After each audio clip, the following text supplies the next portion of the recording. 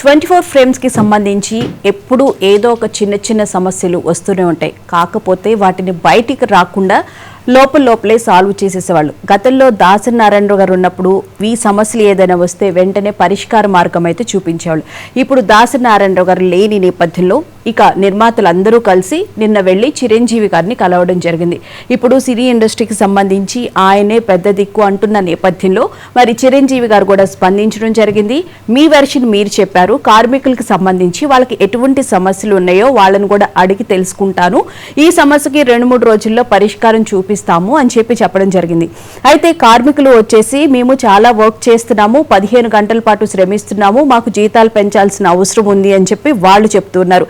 అయితే సినీ ఇండస్ట్రీకి సంబంధించి ఎటువంటి చిన్న చిన్న సమస్యలు వచ్చినా స్పందించడం కూడా జరుగుతుంది. ముఖ్యంగా కరోనా విషయంలో చాలా మంది చిన్న ఆర్టిస్టులు, జూనియర్ ఆర్టిస్టులు ఆర్థిక ఇబ్బందుల్లో ఉంటే సినీ ఇండస్ట్రీ చాలా హెల్ప్ చేసింది. దాంతోపాటు ఏదైనా ప్రకృతి విపత్తులు వస్తే ముందుగా స్పందించేది సినిమాకి సంబంధించిన హీరోలే. మరి ఇలాంటి ఎంతో పేరున్నటువంటి హీరోస్ కానీ లేకపోతే ప్రొడ్యూసర్స్ కానీ స్పందిస్తున్న విషయాలు అయితే మనం చూస్తున్నాం. అయినప్పటికీ కూడా ఇంత చిన్న కార్మికులకి వేతనాలు పెంచాలి అన్న చిన్న టాపిక్ని వాళ్ళు ఎందుకు సాల్వ్ చేయరు?